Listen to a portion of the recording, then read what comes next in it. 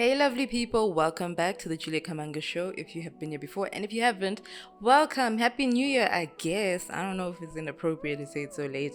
I kind of honestly hate saying it after like the 5th of January. But so I'm not rude. Happy New Year. I hope you guys are having a good 2023. I hope January hasn't been stomping on you.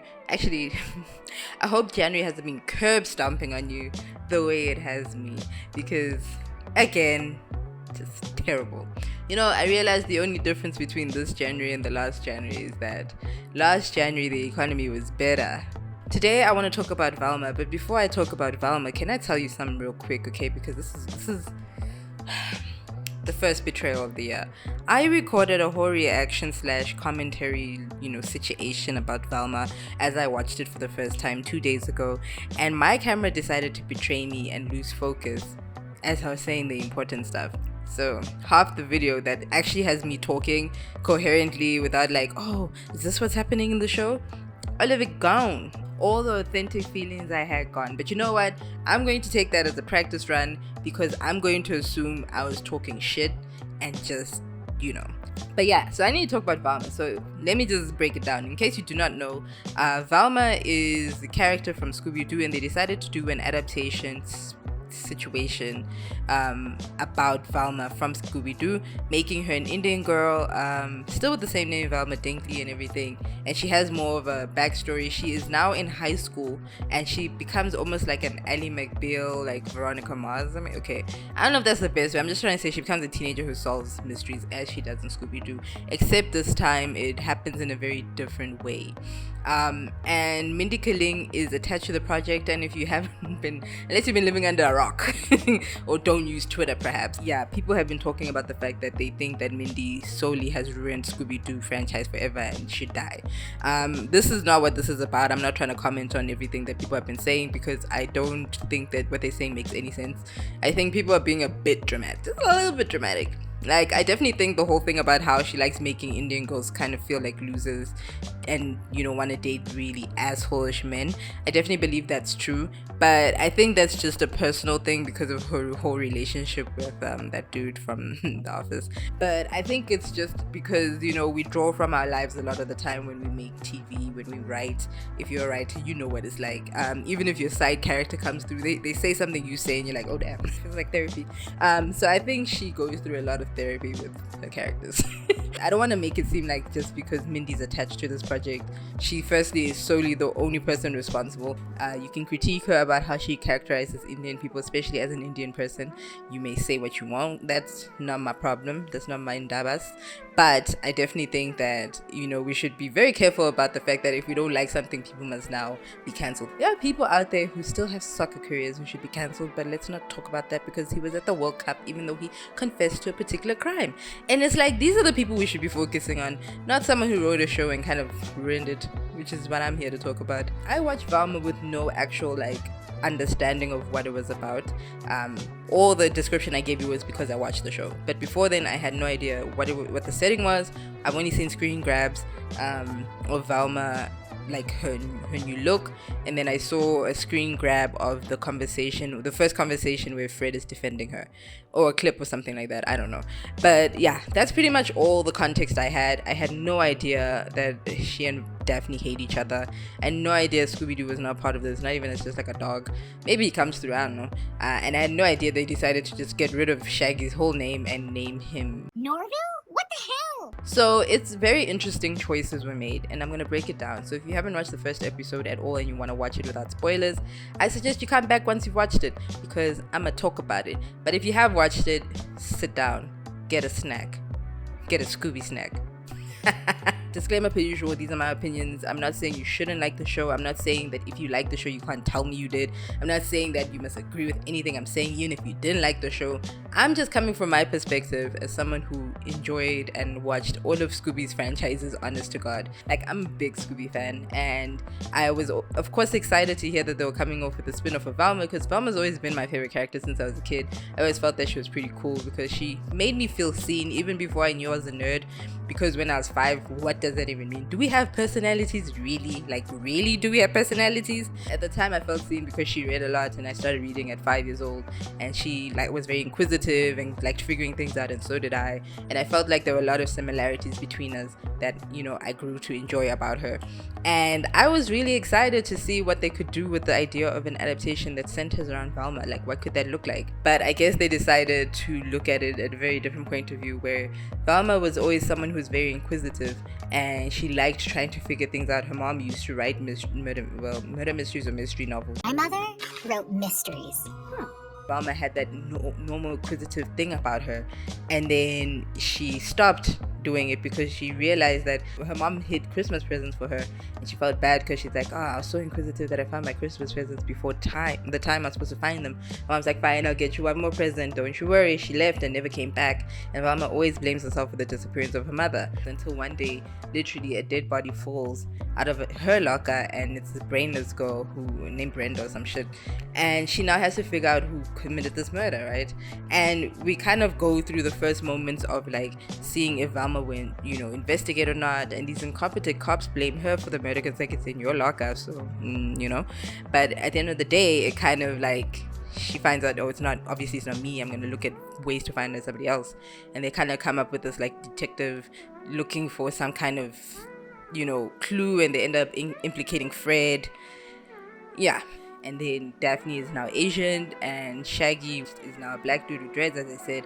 Fred is still the same white blonde, you know, misogynist, I guess. And I want to be as manly as him, but since Brenda died, I can't stop crying like a total puss. Velma is this like really nerdy loser. Like, she's just really like nobody likes her. I saw you eat a fry out of the vacuum cleaner last week, so spare me, I've had a long day. And she's smart, but we don't really see that in the first episode. She's just kind of annoying, to be honest with you, and desperate, in my opinion.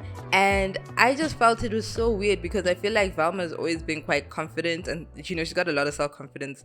She's very proud of her smarts and who she is as a person. She holds herself very tall. So her and Daphne used to be best friends when they were younger, and then eventually they fell out, and Daphne became so popular and was like, I can't hang out with a loser like you. And Daphne decided to be this really popular chick, and they introduced her, and obviously the one way we know who she is with her beautiful red hair.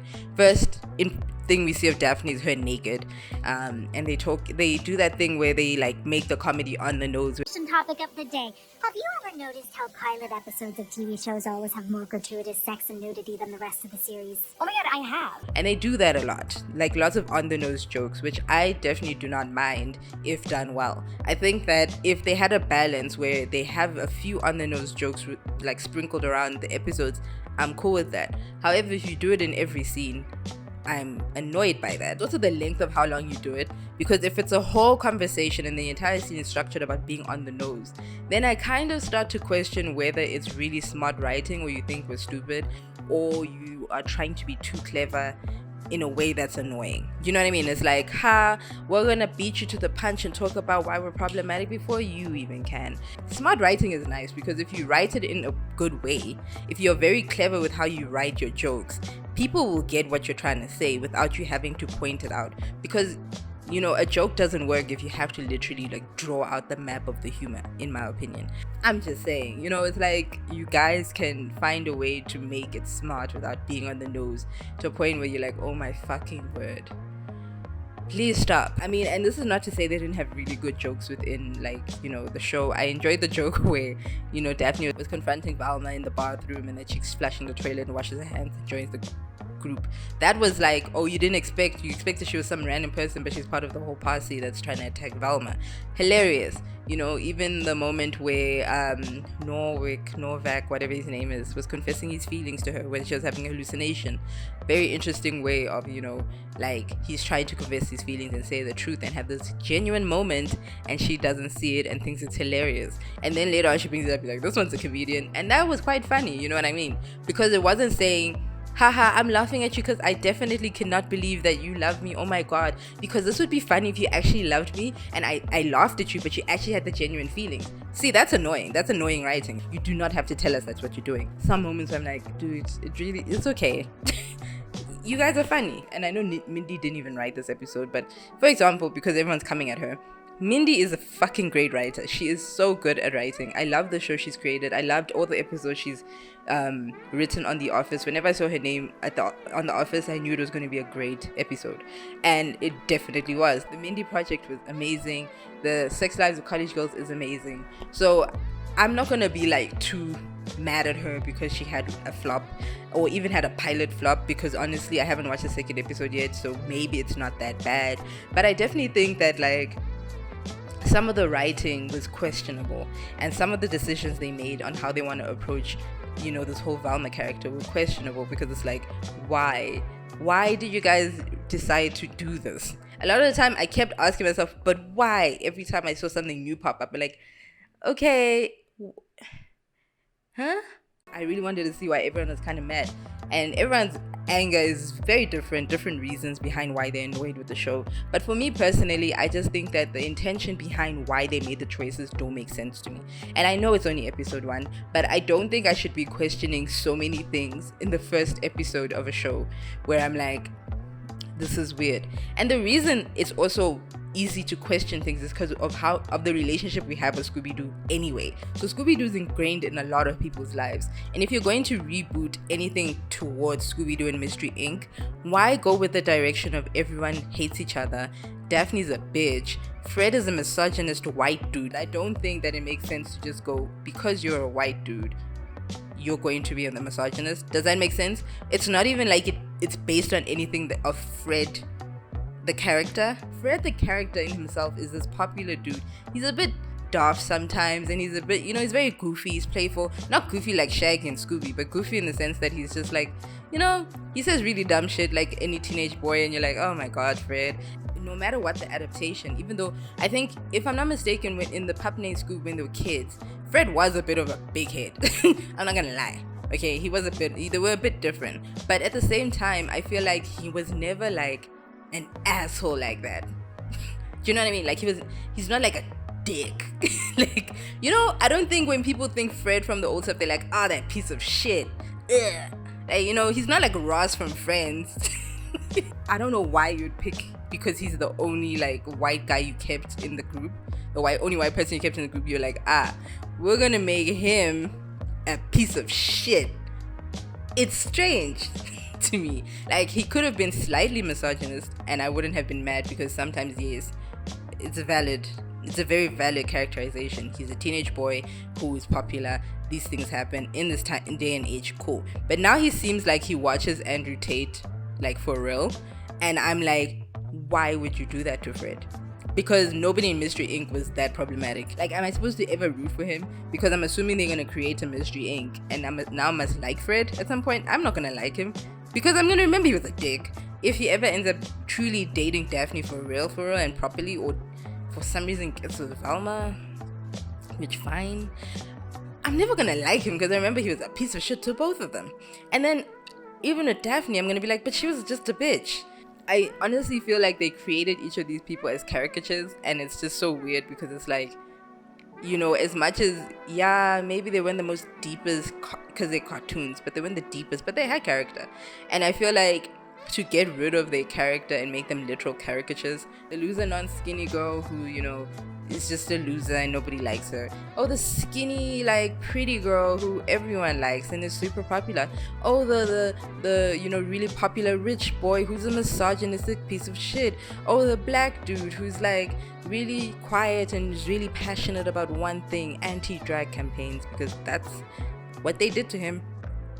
And it's like, I know, again, it's only episode 1, but I feel like when I see pilots of other things, I can kind of get characterization of people, right? As much as I may not know you fully yet because it's only the first episode, I can be like, for example, if you watch the first episode of Bob's Burgers, I think you can definitely start to kind of understand each and every character in the main cast, at least, before everyone else, right? Nobody else really matters. Right now, you're trying to convince me to keep watching this show because of these few kids and their parents. Like, you know, I remember watching it, I was like, what the hell's going on in this episode? What are these people? I kind of like Louise, she's weird. Oh, Jean is kind of really sweet. Tina's really into like butts. strange, and you don't know everything yet, but the pieces are there. You can really give me a nuanced thing that's not necessarily a caricature, because none of the characters are caricatures. That's what made me keep watching, because I was like, ooh, these characters are weird and interesting. What's going on? And it was hilarious. Whereas with this show, everybody is a caricature.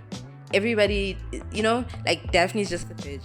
Her parents are just like, I can't solve a mystery to save my life. I know police are useless, but damn, bro, like at least give them something. Just, and they literally, the moms are the same people. I can't tell them apart. Maybe it's intentional, but I honestly, there's nothing specific about. One is just black and one is white. I honestly do not know they're detectives and they're dumb. I just don't understand why they did it with a show like this.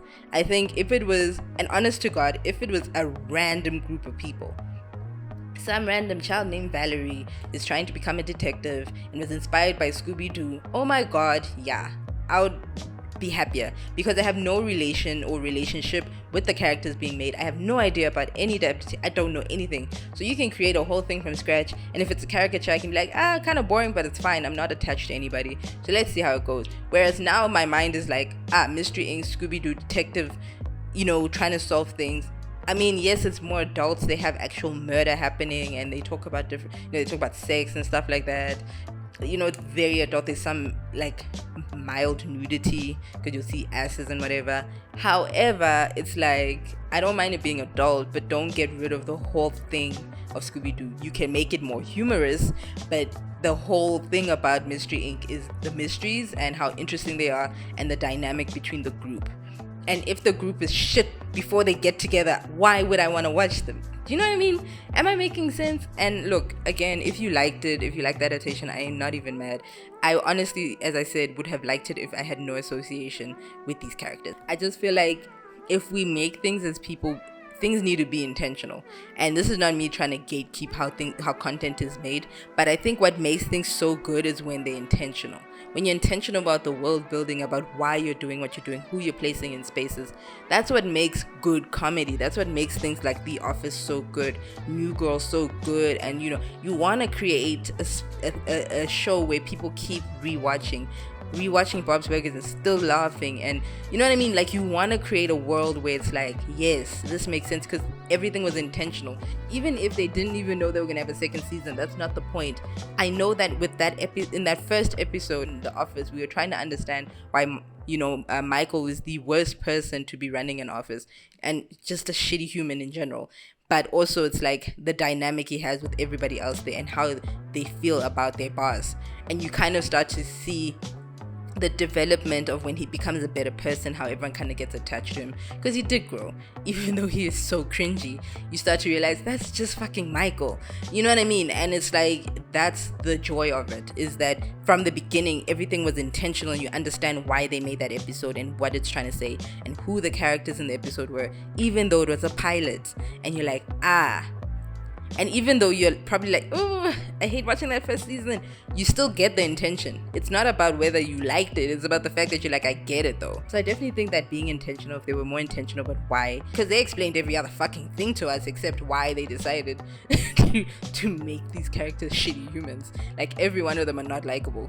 I have no idea and I don't mind an anti-hero, but there's anti-hero and there's like, I don't, like, if I ever saw you on the street, I'd push you. Give me something that actually makes me care, because I generally do not really care if Velma finds her mom or not. Actually, I am interested in understanding if her mom ran away, but I'm not doing it for Velma's sake. I'm doing it for more of, I actually want to know where the mom is. I really am hoping episode 2 is better, because I know how pilots are. Sometimes they really like, and then at least it gets into it. I don't think it's the worst show. I don't think it's the worst show ever made, to be honest with you. I'm sorry. I've seen worse shows. Like, this is not that bad, so I don't think that it deserves as much hate as it's getting. I just think it's because it's related to Scooby-Doo that it's getting this much hate, which is valid. I just think that, it could have been better, a lot better. It really could have. They could have done a better job at how they went about it. But I don't think it's the worst thing in the world. I don't think anyone should be sending hate mail. It is a little funny, bro. Like, you can't lie. It's a little funny. Like, even if you don't want to like it, it's got its humor. I just think that they need to, like, they can keep the way they do their humor, just push it back by 60%. Like, stop. Just, if you're like, I'm explaining a scene every second scene, try explaining a scene every fifth scene. See what happens. Just see if you do it less, how fun it will be. But we'll see, guys. I'll let you know once I've finished the series and maybe my ideas have changed and I actually like it. Otherwise, I hope you've been good. Stay beautiful. You are beautiful. I know you is. I know you got a good soul because you're watching. And don't forget to subscribe, because I mean, I got more friends than these subscribe. Okay, no, actually, I've hit 300, so I'm great. But subscribe, guys. Like, I make fun content. Go watch my other stuff. Go watch my most popular videos. Go watch my playlist. Okay, I'm trying to be fast here. Okay, bye.